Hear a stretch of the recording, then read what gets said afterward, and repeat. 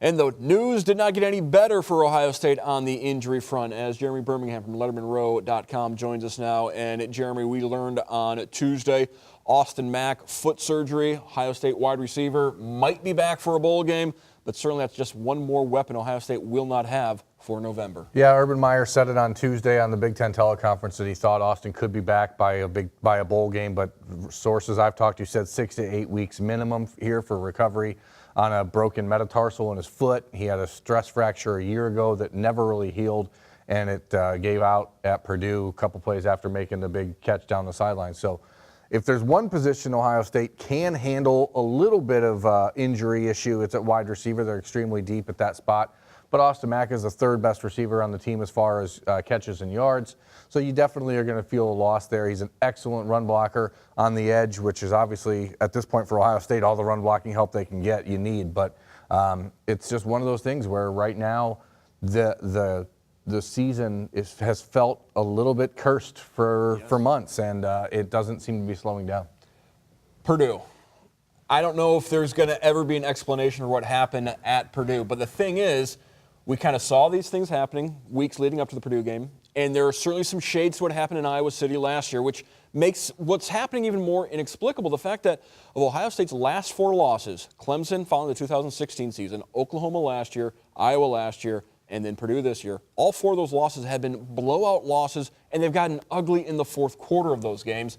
It really is saying something about the culture that Urban Meyer has talked so much about, but that culture has been giving out in fourth quarters of games. Yeah, they appear to be crumbling at those games. And this is a team and a program and a group of guys that are so used to winning that once you finally get somebody to hit you back and you realize that they're not staggering but you are, it takes a different type of leadership to stand up and say, hey, we're not going to collapse. And you want to say, hey, well, maybe this is a byproduct of losing Billy Price and J.T. Barrett. But those guys were on the teams that lost the 3 other games. So it makes you wonder if it's a bigger issue with a sense of entitlement, perhaps, guys that are just not used to being punched back. And, you'd hope that Urban Meyer will take this off week Ohio State has right now and readjust. He said that he was doing that on Tuesday, that they held back coordinators from the recruiting trail on Monday in order to adjust some stuff schematically. And the idea here really for Ohio State is to understand, hey, we're not perfect, but the truth is what they've done over the last 6 weeks was say, well, we won. So winning covers up so it's for okay. A multitude of sins. And we've seen it in years past with Ohio State. Once there's been a loss, once there's been something exposed, I think about 2015 to a lesser extent last season as well. Once there's a loss, all of a sudden things get changed and we see a different team. Certainly we saw a different team following the Michigan State loss in 2015. We saw a different team last season after the Iowa loss. The way they blitzed Michigan State that following week is what we thought the offense could do.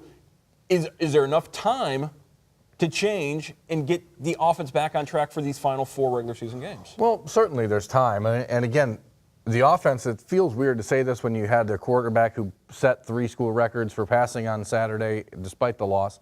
I mean, 470 yards passing and 50-some completions. 70-some attempts, 73 attempts. It's not Big Ten football. No, way too many for Ohio State. But you want to say, hey, the offense should have – that's a pretty good offensive output.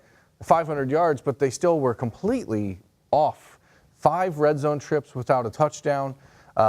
Just didn't look like they had it going. And ironically, just when you look at the final outcome and 49 points and giving up 560 yards of offense to Purdue, I thought the defense actually did enough on Saturday to win, but the offense, despite the gaudy numbers, didn't. So are they in a position right now where there's time to get it fixed? Certainly, because it's not that broken. Defenses are finding a way, especially in the red zone, to shut down the passing game because you can kind of compact everyone in there. And that's why in 2015 we saw Ohio State try to manage with Cardale Jones and J.T. Barrett in the red zone, and they've talked about using Tate Martell in that way, but they have not felt confident enough to do it. So maybe the Buckeyes just need to score all their touchdowns from 30 yards out, but I don't think the offense is really that bogged down. I don't personally care. We've talked about it before.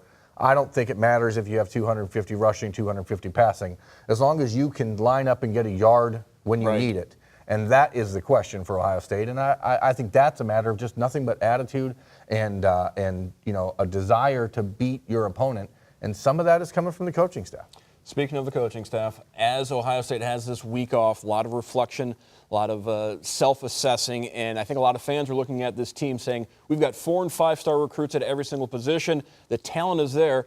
The coaching isn't. Now, when Urban Meyer left Florida, one of the things he talked about when he got burned out that final couple years in Florida was he didn't trust his coaching staff enough. He felt like he couldn't delegate enough authority. He had to take on too many responsibilities. He vowed to be different at Ohio State. Well, he has been different, and I think it's to the detriment of his program because you look at this coaching staff now, and instead of having the young up-and-comers that Urban Meyer's always had on his staff, you've got a bunch of guys that perhaps are complacent with being assistant coaches, complacent getting their $1 million salary, their $600,000 salary. Outside of Ryan Day and Brian Hartline, you don't have those young and up-and-coming coaches on the staff, and I think maybe that's part of the problem with Ohio State right now. I don't disagree with you. I'd add Alex Grinch to that young and up-and-coming group of coaches, but at the same time, you can't argue the fact that Kevin Wilson and Greg Schiano and Greg Studwara and even guys like Taver Johnson and Tony Alford maybe are a little bit settled in right now. And you have to think that that's not what Urban Meyer wants. It's not what he's ever built a program on, whether he was at Bowling Green or Florida. And we talked about it a little bit off air, and it feels like a yes men staff, which is very similar to what Jim Tressel used to have, because he was such a micromanager that he didn't need coaches who were really going to stand up and do their own thing. But Urban Meyer has let the same type of coaches be created, but he's not micromanaging them. Yeah. And maybe he needs to start doing that again, and I would be shocked if he didn't. And for all those people that think, hey, he doesn't look himself, he's not himself, if he doesn't start micromanaging and start really freaking out in the next few weeks, then I think maybe we need to spend some time lending credence to that sort of mindset. Well, the amateur psychologist came out in full force following the loss to Purdue, and Urban just doesn't look right on the sidelines. And then there was a report on Monday of friction between Ohio State's football staff and Ohio State's athletic department staff, friction between Urban Meyer and Gene Smith. Now, Tuesday, Urban Meyer denied that, said he talks to Gene every day. There is no friction. Yet at the same time, I think it's certainly understandable why people could believe that. Yeah, I personally, from talking to people around the program, I don't know that it's an inside of the athletic department friction, but I certainly believe and have believed since August, that fateful month when everything kind of went haywire, that there was likely to be some friction between the athletic department and the university itself, because it was not Gene Smith who suspended Urban Meyer. It was Michael Drake and who suspended Gene Smith and Urban Meyer. And I think that there may be some residual friction there, but nobody's going to come out and say that because you don't want to. But the fact is, when you're playing at this level, when you have a coach being paid $7.5 million a year, when you have the most talented roster in America, according to a lot of metrics, even more so than Alabama, you should have friction if you're playing this poorly. So I think that's a good thing. I think that it's only being talked about and brought up as this is going on at Ohio State because people are looking for ways to grow a story about Urban Meyer being not himself. But if you're playing this poorly, why would you be yourself? I mean, so I think that there's some back and forth there that needs to be thought about. It's all about perspective. And to me, I want people fighting against each other in this instance because I want to know that there's people that care. Because when I'm watching on the sideline every weekend, what I'm seeing is a group of people that don't seem to be that invested in the outcome. And I think that I'd rather have them fighting than being okay with what's going on. Urban Meyer is all about recruiting, a week off, a chance for Ohio State to get back on the recruiting trail. Now, he did say on Tuesday he kept some of the coordinators back in Columbus to try and fix some problems, but the position coaches were out recruiting, and that meant one of the position coaches was in Toledo this week. Yeah, Larry Johnson was at Toledo Whitmer on Monday. He's over there talking about Kayvon Butler, the defensive lineman who's committed to Kentucky. Kayvon visited Michigan State this past weekend for their game against Michigan, left early because of the weather. He's going to be in Columbus for an official visit on November 24th for the game against Michigan, and I expect that he'll still take an official visit to Michigan State in the winter. Don't expect a final decision from him until probably February signing day, but he's a guy that Ohio State really has decided that, hey, we're going to move on.